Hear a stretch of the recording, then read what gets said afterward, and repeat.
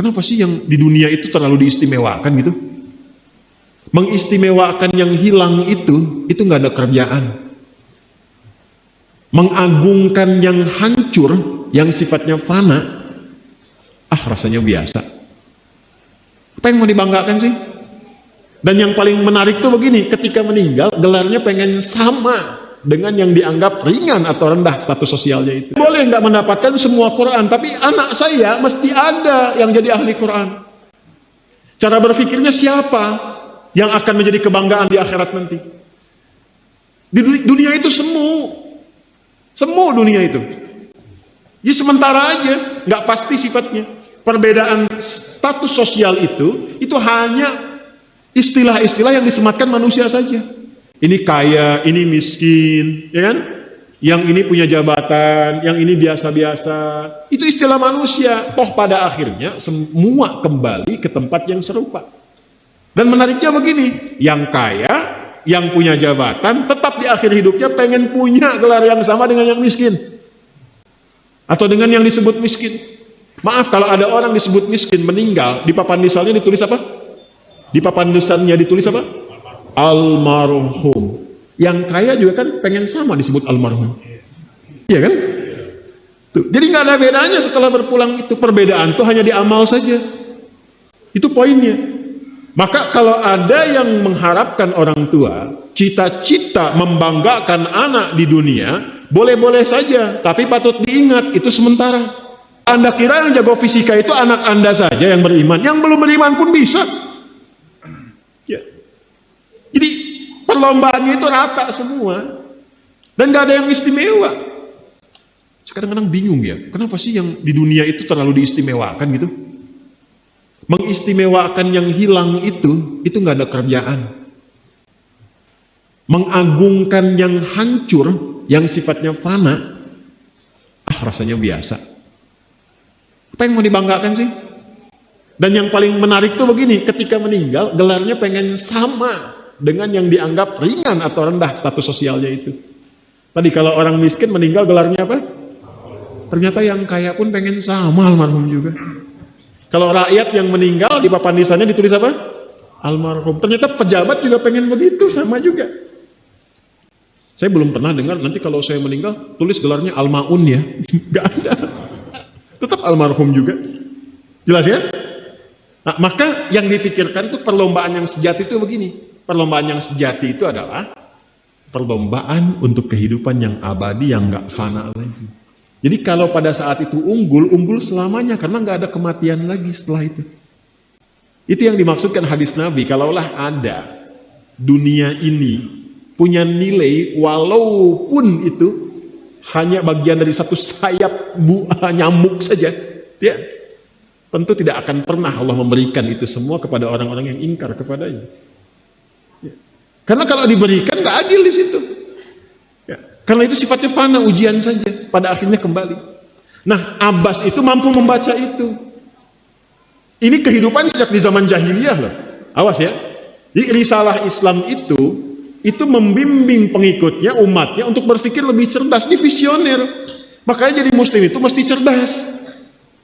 Beriman itu membuat Anda lebih pintar. Saya mesti dipanggil di akhirat, dan semua penduduk langit dan bumi menyimak itu semua. Diviralkannya di akhirat. Viral dunia itu sementara, internetnya diputus gak viral lagi. Kadang-kadang yang viral kemarin kan sekarang gak ada lagi, ya kan? Yang viral tahun lalu sekarang sudah gak ada, ya kan? Jadi belum selesai kehidupan sudah hilang juga viralnya. Akhirat itu selamanya. Dan biasanya begini, kalau orang-orang yang diviralkan oleh Allah atas kehendak Allah, itu abadi melintasi setiap masa. Jadi ada yang viral karena berita, ada yang viral karena doa dan kehendak Allah Subhanahu wa ta'ala. Itu yang diviralkan langsung atas kehendak Allah, itu melampaui zamannya. Makanya kisah ini pun bertahan sampai sekarang. Nah, Abbas itu berpikir, saya boleh sekarang jadi pebisnis, pedagang, tapi anak saya mesti menguasai apapun yang pernah diajarkan oleh Nabi. Maka anak kecil ini sejak dini mengikuti Nabi. Sejak dini lekat dengan Nabi. Maka ketika Nabi tidur pun, itu ikut berkunjung karena keluarganya. Nah, inilah yang didapatkan oleh kita hadis tentang bangun tidur. Jadi hadis tentang bangun tidur itu diriwayatkan oleh anak kecil yang umurnya belum genap balik. Main-main ke rumah Rasulullah, ke rumah bibinya Sayyidah Maimunah, ingin tahu bagaimana cara bangun malamnya Nabi. Itu diikutin sampai dilihat gimana bangunnya. Duduk dulu, kata beliau, duduk dulu. Kemudian mengusap dengan bagian tangan yang diduga bersih untuk menghilangkan bekas ngantuknya. Setelah itu membaca khawatimah surah Ali Imran.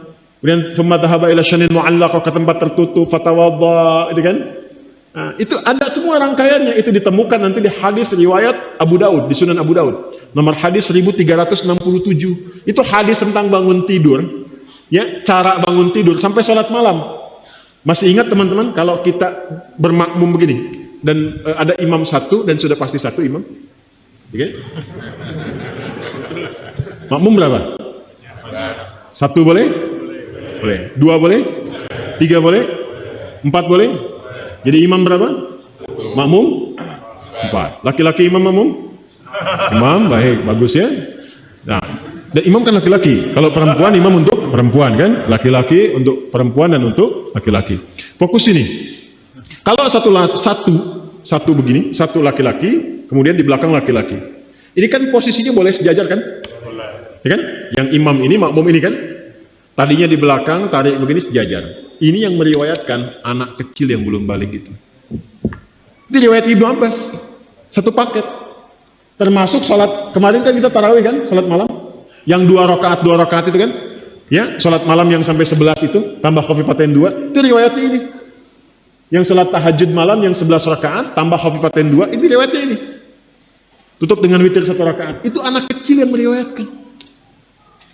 Dan tahukah Anda, sepeninggal Nabi SAW, Abbas bapaknya ini hafal 200 hadis, anaknya Abdullah hafal 2000 hadis. Begitu caranya. Anda di sini ada yang diplomat, yang di kantor, yang taruhlah berdagang misalnya, ibu rumah tangga, ya, dan sebagainya. Boleh, nggak apa-apa. Saat ini kita mungkin belum maksimal, tapi jangan biarkan ada satu di antara anak keluarga kita yang tidak jadi kebanggaan di akhirat. Tolong ya, tolong pulang dari sini dilihat. Anak Allah titipkan kepada saya berapa anak? Tolong siapkan jadi kebanggaan akhirat.